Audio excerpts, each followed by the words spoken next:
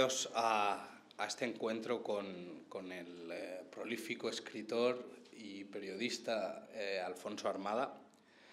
Agradecer al Instituto Cervantes y a la Embajada de España esta osadía de juntar en la misma mesa a un seguidor del asqueroso Celta de Vigo y a otro del mítico Deportivo de La Coruña. Podríamos haber pedido patrocinio de la Alianza de Civilizaciones.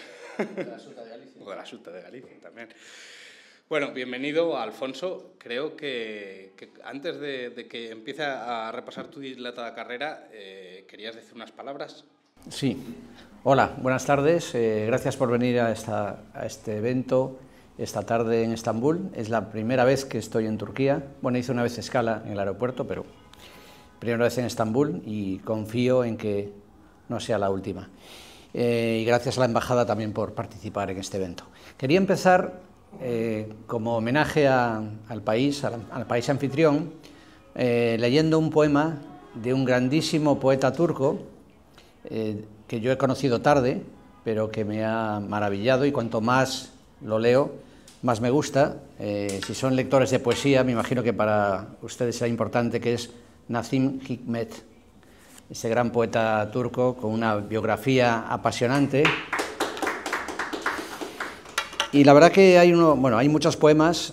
Lo más fácil sería leer un poema que tiene dedicado a Don Quijote, y más estando en el Instituto Cervantes, pero voy a leer un poema que me fascinó cuando lo leí, que se titula, no sé turco, Gece Gelen Telgraf. El telegrama que llegó de noche. Sí, el telegrama que llegó de noche. El telegrama que llegó de noche se componía de 4 sílabas. Ha fallecido, sin firma. Hasta estas 4 sílabas sobran. Miro a la pared. En la pared una herida. En la pared un dibujo del muerto. Lo tracé con mi mano. Es la 1, son las 3, son las 5. Silbatos de los policías. Horas. Mi cama no ha sido deshecha. En mi mesa, papeles. Algunos son de su puño y letra. El telegrama que llegó de noche se compone de 4 sílabas. Irrumpe al alba. Mi cuarto es toda noche. Mi cuarto es todo noche.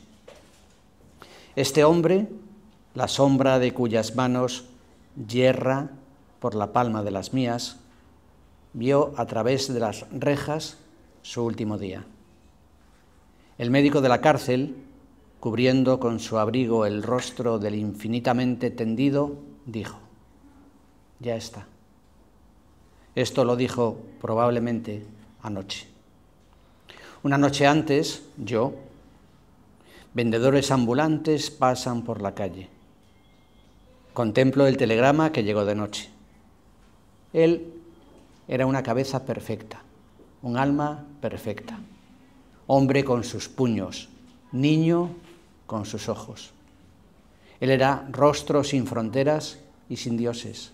Él era compañero. Quemen incienso los enemigos.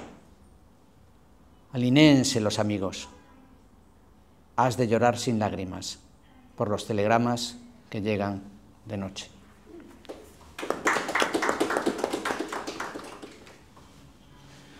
Bueno, yo antes de empezar a charlar, quiero contaros quién es Alfonso Armada, porque es un nombre que los periodistas de mi generación, quienes en los años universitarios especialmente soñábamos con hacer periodismo con una vocación internacional, era un nombre que escuchábamos con cierta veneración y con un cierto halo de leyenda, de aquella tribu de periodistas que estuvisteis en el cerco de Sarajevo, que cubristeis el genocidio de Ruanda, incluso el atentado contra las Torres Gemelas en Nueva York. Es decir, que fuisteis testigos de cómo sucedía la historia y la escribisteis en ese momento. Son periodistas que publicabais en unas páginas que entonces se escribían con un cierto reposo o con algún reposo más, digamos, que en la rapidez del actual mundo de las redes sociales. Ahora Alfonso dirige Frontera D, un proyecto muy personal, pero también ha sido corresponsal para África del diario El País, en Nueva York para el diario ABC, y en ese periódico también dirigiste el suplemento cultural. Es presidente honorario de Reporteros Sin Fronteras y de tus trabajos periodísticos quedan libros como Crónicas Africanas, El Rumor de la Frontera, Sarajevo, Diarios de la Guerra de Bosnia y otros cuantos más. Porque, como he dicho, es un escritor muy prolífico porque además no solo se ha dedicado al periodismo, sino que has dedicado buena parte de tu vida a la literatura, al teatro, tanto en compañías como dramaturgo, y a la poesía. Hay, si no me equivoco, 8 poemarios. Este es el 8º. Creo que sí, no estoy seguro. Creo que sí. Destacan Haikus da Costa da Morte, Lisboa y el que presentamos hoy, que es este, ¿Cuánto pesa una cabeza humana? Un título que se las trae, un título que ya explicaremos de dónde viene, y que es un diario poético del confinamiento.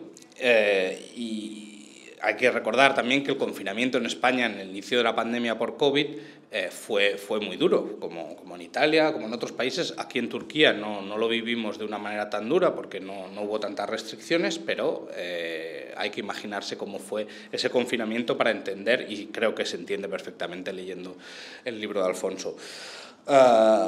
Pero como libro es un artefacto singular. Juan Cruz en El País lo definía como un libro que tiene forma de poema, pero que podría ser también un cuadro, una película, un gran reportaje, una montaña o un abrazo. Creo que es una forma muy completa, ¿no?, de definirlo. Yo creo que alcanza lo más sagrado en algunos poemas desde una visión existencialista y desde lo más profano incluso. Me ha gustado mucho este poema del día 31 de confinamiento, en el que dices: a las 12, hora del ángelus de mi infancia, cuando no había la menor duda sobre la existencia de Dios, por la megafonía del supermercado, la que anuncia las ofertas del día, y un hilo de música molida para que compremos como si patináramos, reclaman un minuto de silencio. Como por ensalmo, se dejan las lubinas en la báscula y de destripar los pollos, de sopesar peras con ferencia, de preguntar por el origen de las fresas, de leer las etiquetas. Los que estamos a punto de pagar nos inclinamos devotamente sobre nuestros carros como si fueran reclinatorios. Creo que es un poema muy que a la vez te hace sentir esa gravedad del momento, y en un lugar tan, digamos, aséptico como un supermercado se convierte en un templo en ese momento, ¿no? En todo el poemario hay mucho dolor y mucha soledad, y a la vez es un diálogo constante con numerosos autores, entre los que destaca también, sobre todo, el poeta Paul Celan. Mi pregunta es: ¿la poesía, tanto la tuya como la de Celan, fueron un asidero para ti durante este encierro de la pandemia? ¿Cuánto pesa una cabeza humana? Fue mi manera de intentar contar lo que suponía la pandemia de COVID-19 en España durante una cuarentena que duró 50 días. Entonces, en esa época, todos los días, por las mañanas, leía un poema de Paul Celan. Este poeta, nacido en una zona que ahora es Ucrania, pero que ha sido, por los movimientos de fronteras que ha habido ahí, forma parte de Polonia, forma parte de Ucrania, forma parte de Rumanía, es un poeta rumano, escribe en alemán. Y Paul Celan es un poeta aparentemente muy difícil, muy hermético. Sus padres fueron asesinados en Auschwitz y él acabó suicidándose, tirándose al río Sena. Y dejó algunos de los poemas más estremecedores del siglo XX. Entonces yo por las mañanas leía un poema todos los días, en castellano y en alemán. Yo no sé alemán, estudié alemán porque quería leer a Kafka en alemán, pero no estudié bastante como para leer a Kafka. Entonces por las mañanas leía el poema primero en alemán, sin entenderlo, con la fonética alemana, y después lo leía en castellano. Y esta se convirtió en una costumbre y acabé leyendo las obras completas de Paul Celan. Y después siguieron otros poemarios, por ejemplo de Louis Gluck, que recibiría el premio Nobel tiempo después, de otro, un filósofo romano que se llama Ciorán, también que siempre se ha preguntado por la existencia, por la muerte, por el suicidio, y que a mí me había dejado mucha huella cuando estudiaba en Santiago de Compostela hace muchos años. Un poeta japonés que se llama Baso, que tiene unos poemas con haikus, y se publicó en España una antología de todos los poemas de Baso. Y estos poemas, estas conversaciones íntimas con estos poetas, pues sí, fueron una especie de forma de consuelo. Era como vivir ese tiempo de encierro. En España, como decía Andrés, el confinamiento fue muy duro, no se podía salir salvo a las farmacias o a comprar, podían salir a pasear los que tenían perro, los demás no, y esto se prolongó 50 días y fue realmente duro, sobre todo en ciudades como Madrid. Yo he sido y sigo siendo periodista y sentía una cierta frustración de no estar haciendo crónicas de la pandemia. Y entonces mi forma fue hacer un diario poético de la pandemia, también porque pienso que uno de los problemas del periodismo hoy en día es que creo que hemos perdido los periodistas devoción y afecto y amor por las palabras. Quizá por lo que decías de las redes sociales, de esta velocidad en la que estamos todos metidos, que ha hecho el mundo, creo que más insensible, más rápido, más ansioso, y creo que la prensa ha perdido parte del cometido que tenía históricamente, que era ser de alguna manera la universidad de los pobres, permitir que la gente entendiera el mundo, se pusiera en el lugar del otro, viajara, que los periodistas con palabras precisas y preciosas permitiera al lector conocer el mundo y entender qué pasa. Y esto en gran medida creo que por esta velocidad se publica muy deprisa, de forma muy superficial, y los teléfonos móviles, que son tan útiles, propician esta especie como de navegar por la superficie de las cosas sin entender qué está detrás. Y la poesía creo que apela al valor más mágico, potente, íntimo de las palabras. La buena poesía, como la poesía de Paul Celan. Es una poesía que te enfrenta como un espejo, a veces terrible, a lo mejor y a lo peor, y te hace devolver a las palabras el sentido. El libro, como tú decías, tiene algo también muy existencialista. Albert Camus, que era un gran periodista, un gran novelista y un gran filósofo, creo que entendió muy bien la perplejidad y la soledad y el desconcierto del siglo XX después de la Segunda Guerra Mundial. Y ahora estamos en un momento extraño. Creo que estamos todos, y esto creo que es un sentimiento universal, estamos como perdidos, más perdidos, ¿no? Hay un desconcierto sobre la política, la religión, el futuro. Hay una guerra ahí al lado en Ucrania, hay mucho miedo, y los políticos se han vuelto, muchos de ellos, políticos con soluciones muy populistas que apelan a la emoción, y creo que mucho público se deja arrastrar por la emoción en vez de por la razón, por el pensamiento. Y este libro también es una especie como de petición de vamos a parar, vamos a leer, volver a leer como hay que leer, despacio, y la poesía puede servir de consuelo, aunque a veces la poesía puede ser también muy inquietante. La poesía de Celan puede ser una poesía que te consuela, pero también que te desgarra, que te hace preguntas para las que quizás no hay buenas respuestas. El día 18, miércoles 1 de abril, escribes una poesía dedicada al virus mismo, que termina además con una llamada a la memoria y contra el olvido. 2 años después, ¿crees que ha primado la necesidad de olvidar? Quizás de olvidar para espantar el miedo. Yo creo que la reacción de olvidar y de pasar página forma parte de la naturaleza humana. Es decir, creo que si recordáramos todo, como le ocurría a un personaje de Jorge Luis Borges, Funes el Memorioso, no podíamos vivir. Pero creo que nuestra sociedad es una sociedad en gran medida basada en el olvido y no basada en la conciencia. Es decir, como si la memoria y la conciencia fueran lastres que impiden que el comercio y la vida se deslice de forma más superficial. Y en España, cada país en esto ha reaccionado de una manera. Creo que en España no hemos sido lo suficientemente conscientes, piadosos.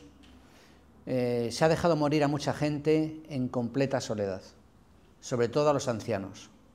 Las razones eran razones supuestamente científicas, médicas, para evitar el contagio. Pero creo que se ha actuado de forma muy mecánica, muy funcional, muy despiadada, y creo que esto ha incrementado el dolor de los familiares, que no podían despedirse, sobre todo de muchos ancianos. Han muerto miles y miles de ancianos en una completa soledad, sin funerales, sin despedidas. Y esto me ha parecido una atrocidad. Me ha parecido que en el tratamiento de la pandemia nos hemos deshumanizado. Es cierto que también, por otra parte, la gente quiere vivir y quiere olvidar para poder vivir. Pero me parece que una vida que no rinde honor a los muertos es una vida que creo que pierde el sentido de lo sagrado. Y creo que la sociedad española y algunas de las sociedades contemporáneas hemos desterrado la muerte de nuestro horizonte vital. En España ahora la costumbre, antes los muertos se morían en casa cuando se podía y se despedía durante toda la noche. Había unas ceremonias, creo que más humanas. Ahora se llevan a los tanatorios, se encargan de todos los trámites, se incinera y el muerto desaparece y volvemos otra vez. Durante la pandemia se habló de que este parón en todo el mundo, cuando los aviones se pararon, se dejó de viajar, mucha gente decía, quizás esta detención obligada del mundo nos va a obligar a pensar qué vida tenemos. ¿Esta vida que tenemos tiene sentido? ¿Vamos todos demasiado deprisa? Deseando viajar, consumir, vivir, beber, hacer el amor, drogarnos. ¿Pero esta vida tiene sentido? Yo creo que esa sensación de que la vida ha perdido sentido es un sentimiento bastante colectivo. Y la pandemia decía, bueno, la pandemia nos va a obligar a vernos si la vida que llevábamos era una vida buena. He venido en avión desde Madrid y en el aeropuerto de Barajas, cuando fui a coger el avión en el que vine a Estambul, era una auténtica locura. Estaba el aeropuerto abarrotado de gente, gente comiendo, sentada en el suelo. El avión, los controles de los aeropuertos se han vuelto otra vez, es una especie como de cadena de montaje, como una fábrica, que además te hacen una especie como de escrutinio para ver cuáles son tus pensamientos, tus intenciones. Los aviones están otra vez llenos de gente, hacinados. Bueno, he venido en una compañía de bajo coste, porque el viaje es más barato, pero decíamos, estamos consumiendo demasiado, viajando demasiado, ensuciando demasiado el planeta, pero estamos como deseando volver a lo que hacíamos, con lo cual los buenos propósitos de la pandemia de vivir de otra manera, de forma más consciente, consumiendo menos, corriendo menos, creo que lo hemos dejado atrás y ahora estamos otra vez en la vorágine. Quizás es porque como seres humanos somos así, somos seres imperfectos, tenemos miedo, no nos gusta pensar en la muerte y queremos vivir, y es explicable, pero a mí me preocupa y me inquieta. Hablando de miedo, ¿qué diferencia ves entre el miedo, por ejemplo, a un virus en una pandemia, ¿no? Porque sobre todo en esos primeros momentos yo recuerdo que hubo verdadero miedo, ¿no? Todo el mundo lo sentíamos, al miedo que se siente, tú que lo has vivido y que ahora, por ejemplo, que se está pasando en Ucrania, pero en un cerco, por ejemplo, como el de Sarajevo? Bueno, una de las analogías que a mí más me incomodaron durante la pandemia es que la pandemia era como una guerra. Y entonces se hablaba de movilizar a la población, de luchar contra el enemigo, de combatir contra el virus, que era un enemigo tremendo. Y a mí me molestaba esta analogía, aunque, bueno, los gobiernos siempre tratan de persuadir y a veces utilizan la retórica militar porque parece muy eficaz, ¿no? pero me parecía un desprecio hacia lo que es una guerra. Ahora en las ciudades de Ucrania, siendo bombardeadas, saben muy bien lo que es una guerra. Cuando destruyen puentes, cuando destruyen hospitales, viviendas, carreteras, vías férreas, eso es una guerra. Cuando tienes dificultad para encontrar electricidad, para calentarte, para conseguir agua, para comer. En España es verdad que hay gente que lo pasó mal, tenía poco dinero, pero en general la gente tenía casa, comida, Netflix, internet, y las privaciones eran no poder salir, pero había teléfonos y moría mucha gente, es cierto, pero moría por un virus que es verdad que provocaba miedo, porque el virus tiene algo muy inquietante, porque no se sabía muy bien al principio cómo se contagiaba, y mucha gente joven también se moría, y esto creaba mucho desconcierto. Son miedos distintos. Creo que una gran parte de las razones de que el miedo es tan poderoso, que cuando no somos capaces de imaginárnoslo, el miedo hace que sea mucho más grande. Cuando viajé a Sarajevo la primera vez, el miedo a morir era un miedo racional, porque imaginaba una bala entrando en mi cabeza, pero una vez que estabas sobre el terreno y sabes más o menos cómo moverte, recuerdo que un chico en Sarajevo, porque yo la primera vez que viajé a Sarajevo, era mi primera guerra, tenía cierta inconsciencia, y un chico me dijo: por favor, ten miedo. El miedo en la guerra te ayuda a no cometer imprudencias, a ser más cauteloso, más precavido.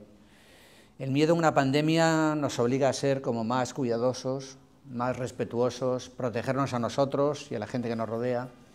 Bueno, creo que tuvo eso una parte buena, ¿no? Pero el miedo siempre es algo que paraliza, y es más, creo que hoy en día hay muchos políticos populistas que están jugando con el miedo como un instrumento político, ¿no? El miedo al futuro, el miedo a la pobreza, el miedo al crimen, el miedo a los inmigrantes, el miedo al otro, y esto como agente político me parece muy peligroso, porque lo que hace muchas veces es que convierte a un conjunto de personas en enemigos, en peligrosos. Se habla de los inmigrantes, los moros, los negros, los homosexuales, como si fueran un conjunto, y eso no existe. Igual que no existen los españoles, los turcos, los griegos, hay cada griego, cada turco, cada español, son completamente distintos, complicados, no somos los mismos por la mañana que por la noche, los lunes que los jueves, cuando tenemos 15 años, cuando tenemos 30, e incluso cambiamos de idea. Somos seres complejos, y eso es lo que hace al ser humano tan rico. Cuando conviertes a un colectivo en los inmigrantes, los negros, los de izquierdas, los de derechas, estás simplificando el mundo y estás convirtiendo a los otros en una cosa. Y eso hace que muchas políticas al final se conviertan a veces en políticas peligrosas. Yo lo viví, por ejemplo, en Ruanda, cuando el mensaje que se enviaba a través de la radio pública, radio-televisión de las Mil Colinas, era que todos los tutsis eran cucarachas que merecían ser aplastadas. Que bueno, es una estrategia nazi, ¿no? Cuando conviertes al otro en un insecto que merece ser aplastado. Precisamente tú que has vivido el mal o lo peor de la humanidad, ¿no? en la guerra de Bosnia y sobre todo en Ruanda, que creo que fue algo, abominable. ¿Qué es lo que nos convierte en asesinos? ¿Qué es lo que nos convierte en malos, en que nos hace hacer el mal de una forma tan truculenta, nos aleja de lo que somos como humanos, ¿no? Bueno, esa pregunta daría para un simposio que podía organizar el Cervantes, todos los Cervantes, hacer un simposio en el mundo sobre el mal, ¿no? ¿Qué es lo que saca a veces lo peor de nosotros?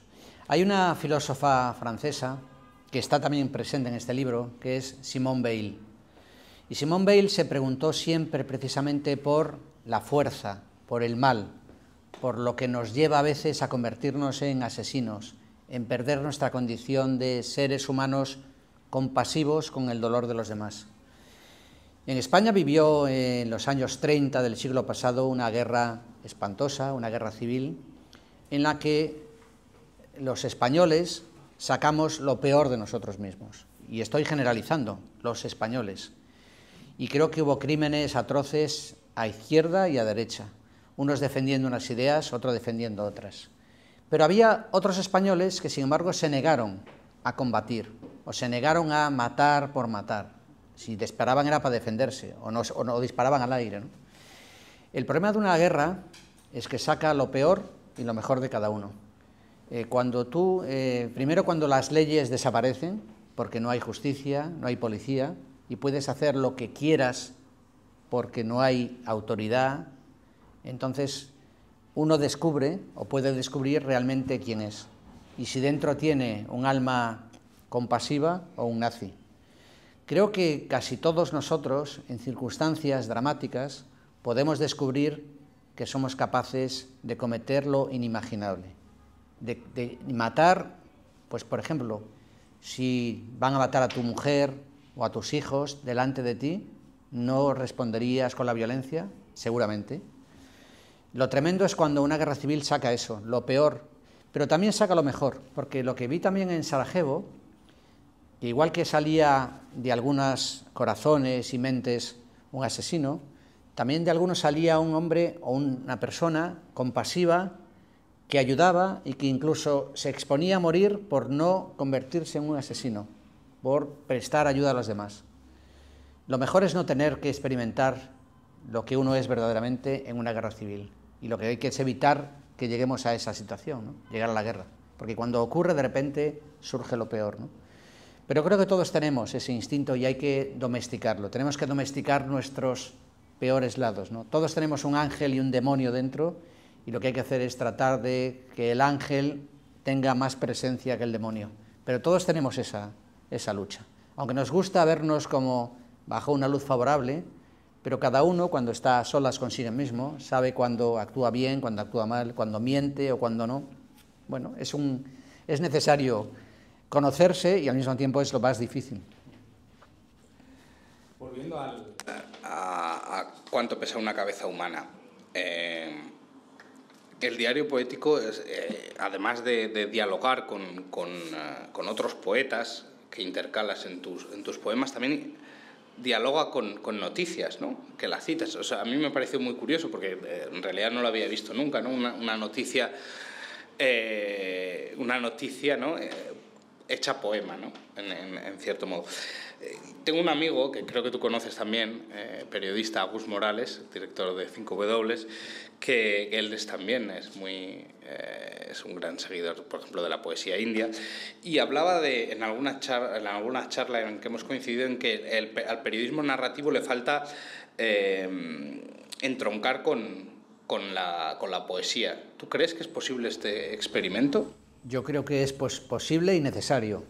Lo decía antes, creo que uno de los grandes problemas de la prensa contemporánea es que se ha olvidado de la belleza de una crónica, aunque sea una crónica de algo terrible.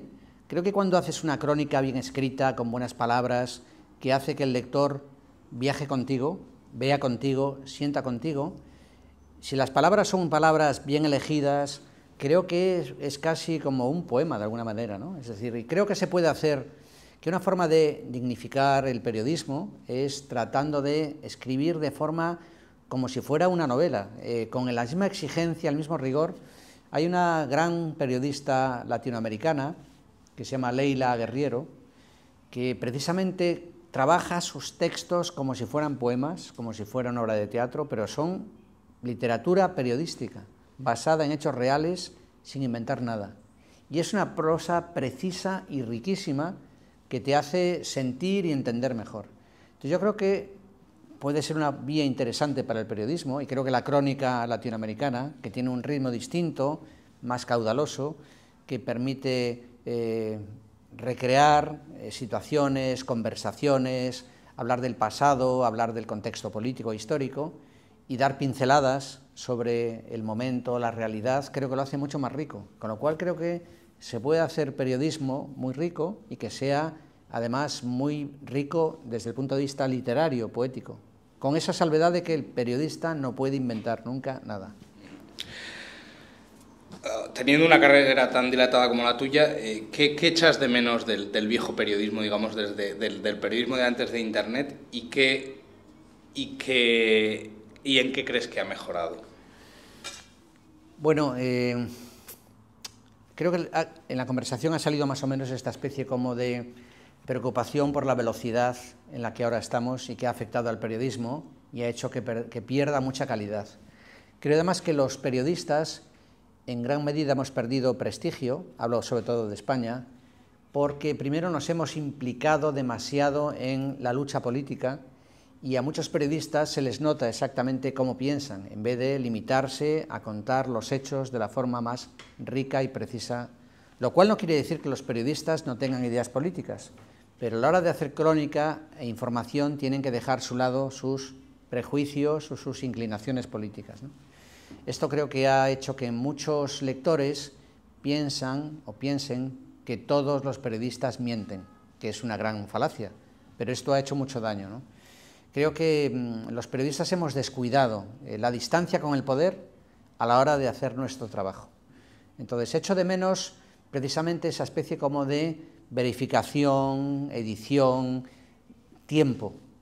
Ahora todo se quiere difundir rápidamente en Internet y a veces no se comprueban las cosas, no se reescriben, no se revisan y se publican disparates, y esto ha hecho que mucha gente no se fíe de la prensa porque nos hemos convertido en gran medida en muchos sitios en espectáculo. Y esto la televisión, con algunos ejemplos penosos, como por ejemplo en Estados Unidos la cadena Fox, pero hay imitadores en todo el mundo, ¿no?, que buscan esta especie de emoción y que es una mezcla de información, entretenimiento, y el mundo es un mundo cada vez más complejo y, sin embargo, para explicar lo que pasa en Siria, para explicar lo que pasa en cualquier lugar, hace falta tiempo, gente que viaje al sitio, que lo cuente. Echo de menos eso, el tiempo para reposar las historias, publicar menos, pero publicar mejor, con historias mejor escritas. Echo de menos mucho la vida en la redacción. Con la pandemia, lo que pasó es que muchos periodistas empezaron a trabajar en sus casas, y creo que el trabajo en redacción, con visiones distintas, el debate que se establece en las redacciones, me parece que enriquecía mucho el trabajo periodístico. Yo en España, cuando estuve en El País, pero sobre todo en ABC, que tenía un puesto de adjunto al director y director de ABC Cultural, yo echaba de menos que no hubiera en la redacción periodistas africanos, periodistas chinos, periodistas hispanoamericanos, periodistas musulmanes, porque pienso que España ha cambiado bastante en los últimos años y es un país donde hay más mezcla y más gente de otros países, pero creo que nos falta sensibilidad para otro tipo de experiencias, historias, biografía, que pueden hacer el periódico mucho más rico. Hay una cosa buena que tiene Internet y este mundo, es que ahora tus crónicas pueden leerse en todo el mundo. Escribes una crónica aquí en Estambul y puede leerse en unas horas en Nueva Zelanda, en Azerbaiyán, en Moscú no, porque hay mucho control de la prensa, en Buenos Aires, en Madrid, en Lisboa, y eso me parece que enriquece mucho, ¿no? O sea que tienes posibilidad de acceder a muchísimos medios en todo el mundo y tener una panorámica mucho más completa, ¿no? Pero paradójicamente creo que Internet, que es un invento fantástico y que es una ventana maravillosa, sin embargo es como si nos hubiéramos hecho más provincianos, porque mucha gente en Internet solamente ve lo que le recomiendan sus amigos, lo que le interesa especialmente, y una cosa que tenían y tienen de bueno los periódicos o las revistas es que tú vas pasando páginas y un periódico intenta ordenar el caos del mundo en 30, 40, 60 páginas. Y puede no gustarte el deporte, puede no gustarte la ciencia, puede no gustarte la política internacional, pero cuando pasas páginas y ves una fotografía, un titular, ocurre algo que se llama serendipia, que encuentras algo que te apasiona y que no sabías que te iba a apasionar. Ves una noticia de ciencia, o una noticia de un escalador, o una noticia sobre una religión o un grupo religioso en Filipinas, y lo lees, mientras que en Internet en general casi siempre vas a ver lo que te recomienda, lo que te interesa. Es como si en vez de abrir el espectro, Internet lo hubiera cerrado. Y también funciona mucho bajo patrones ideológicos. Y esto lo ha hecho muy bien, por ejemplo, los que utilizan Facebook, como ha pasado en las elecciones norteamericanas, que mucha gente recibía mensajes, reportajes e informaciones orientados políticamente para lectores interesados en una cierta visión del mundo. Y esto hay pruebas de que Rusia influyó en las elecciones norteamericanas utilizando estos medios técnicos para que la gente leyera cosas para las que estaba políticamente predispuesto y no se exponía a noticias o informaciones que pudieran dejar en entredicho, que cuestionaran su propia visión del mundo. Y lo bueno de la prensa es cuando te cuestiona tus prejuicios y te hace descubrir, este punto de vista, esta historia no la había pensado nunca. Creo que la prensa, cuando trata a los lectores de forma inteligente, le tiene que proporcionar ideas, informaciones y contenidos que cuestionen sus propios prejuicios y te haga ver el mundo de forma mucho más amplia y compleja. De hecho, creo que esto que cuentas es muy importante para entender cómo cada vez hay menos confianza en los medios de comunicación, y no solo los medios de comunicación, sino los propios hechos, ¿no? En esa postura de que cualquier opinión es válida y que, bueno, tú puedes tener tu opinión, yo tengo la contraria, y lo mismo da una que otra, y que ha llegado a extremos, por ejemplo, de negar que existiese un virus durante la pandemia, o que la Tierra es plana. Que la Tierra es plana, que se ha puesto de moda últimamente, que es una cuestión, debates superados, ¿no? Hace 500 años. Entonces, ¿qué crees que debe hacer la prensa o los periodistas? ¿Qué debemos hacer? ¿Podemos aspirar a la verdad o al concepto de verdad, de la objetividad? Bueno, yo creo que el gran problema de la prensa hoy en día es precisamente el tema de la verdad. Que se ha difundido la idea de que todas las opiniones son respetables y todas las opiniones son valiosas, y eso es una gigantesca estupidez. Forma parte de esta idea de Nietzsche, que dice que no hay hechos, solo interpretaciones.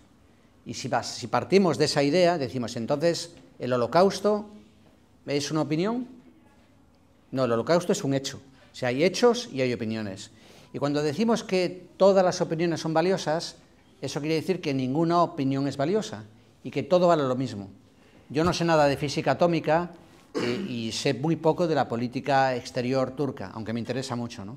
Entonces, no es lo mismo lo que sabe un científico sobre el virus que lo que sabe cualquier ciudadano sobre la política de Turquía en África, o sobre la OTAN, o sobre la política rusa y el servicio secreto ruso. Entonces, creo que es muy importante que el periodismo recupere precisamente el valor de los hechos y el valor de la verdad, porque si no hay hechos probados, estamos en un mundo en que todo es ruido, todo es emoción, y al final esto provoca que la gente vote muchas veces basándose, cuando vota, porque en muchos países ya ni se vota, pero que se vota con mucha manipulación, muchas mentiras, y creo que esto hace que las sociedades sean mucho más cínicas, que al final desconfiemos de los políticos, de la democracia, del periodismo, y esto convierte el mundo en una selva. Es muy peligroso porque cuando no hay hechos la democracia peligra, y el papel de la prensa es tan importante porque la prensa debería ayudarnos a entender mejor el mundo y a actuar en consecuencia.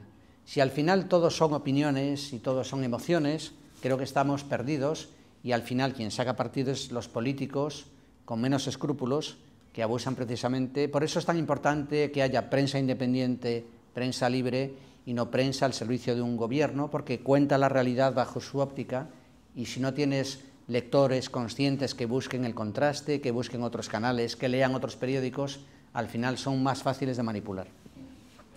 Y ya que lo has mencionado, no quería irme... Creo que queda poco tiempo y sí. Hay una señal ahí del árbitro. Sí, la última. Porque no quería terminar sin preguntarte por África, que ha sido tu casa durante muchos años. El continente africano está cambiando. La idea tópica de África es el continente de las desgracias, ¿no? Del que solo sabemos cosas cuando ocurre pues, un golpe de Estado, una hambruna, una guerra... Pero es mucho más, ¿no? ¿Qué destacarías tú de Bueno, es mucho África? más, y precisamente estamos aquí en Turquía, y Turquía ha sido, si no recuerdo mal, el país del mundo que en los últimos 3 años ha abierto más embajadas en África, Lo cual demuestra, pues bueno, creo que la habilidad y el talento del Ministerio de Exteriores turco, y supongo que del presidente, de buscar nuevos mercados, nuevas alianzas, nuevos espacios, que lo ha hecho China. ¿Qué ha hecho China? Lleva mucho tiempo haciendo. Ha entendido que África es un continente, es el continente más joven del mundo, donde hay un crecimiento demográfico más grande, donde hay más jóvenes, y es un mercado de materias primas y un mercado de futuro inmenso. Entonces, China, Rusia y Turquía han visto ese territorio en el que Europa ha ido cambiando, porque Europa ha sido el continente que dividió África según esferas de interés, bajo sus propios intereses, y durante décadas se dedicó a explotar el continente. Ahora Europa tiene un discurso de derechos humanos, de respeto por la democracia, pero curiosamente China y Rusia y Turquía hacen menos hincapié en los derechos humanos y hablan más de la soberanía de los países y de los intercambios comerciales, políticos con tantos países africanos. Y son muchos votos en Naciones Unidas y es mucho rédito también político y económico.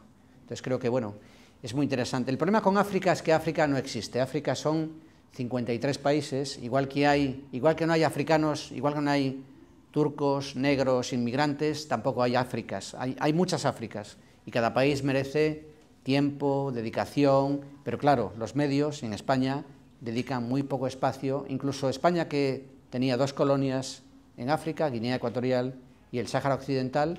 En la prensa española se habla muy poco del Sáhara, últimamente un poco más, por la cuestión de Marruecos, de Guinea Ecuatorial prácticamente nada. Muchas gracias. Vamos a dar un poco de y una oportunidad un poema, bueno, es verdad, perdón. Uno por lo menos. Sí. Vamos a cerrar con un poema y alguna pregunta que tenga el público. Bueno, voy a leer un poco, los poemas son bastante largos, voy a leer solo el principio del primer poema del primer día. Los poemas son 50 poemas, bueno, son más, pero durante 50 días, cada día hacía un poema como una especie de diario poético. Día 1, domingo, 15 de marzo de 2020. Como no quiero que nada se olvide, he abierto un cuaderno infantil y con una pluma estilográfica he empezado por el principio. Diario de un virus coronado por el miedo. En Madrid, domingo, 15 de marzo de 2020, es decir, día 1. Primero de una era que tal vez tenga las patas cortas como un insecto o se convierta en el principio de algo que ni sospechamos. Todavía no sé muy bien qué contaré aquí, como si un poema, aunque sea narrativo, tuviera algo que contar. En la pantalla del ordenador, que es nuestra otra ventana al mundo y a veces a la realidad, veo reflejado un cielo nocturno y al mismo tiempo una piscina de agua pesada. Chapoteando, como si jugara a ser Jesucristo, todo esto es cosa mía. Sé que no le haría la menor gracia. Lleva más de 10 años muerto. Aparece mi padre. Camina sobre las aguas del mar. Su elemento.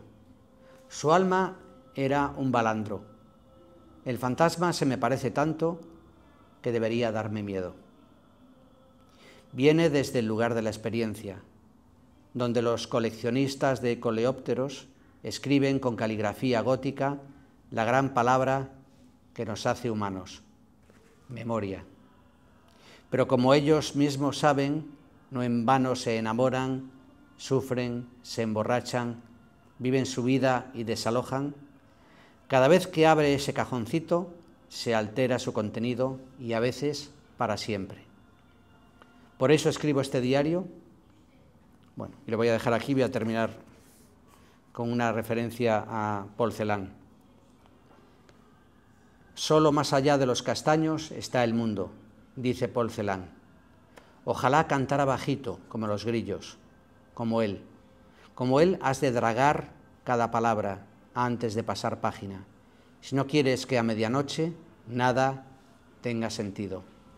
No todas las frases están hechas.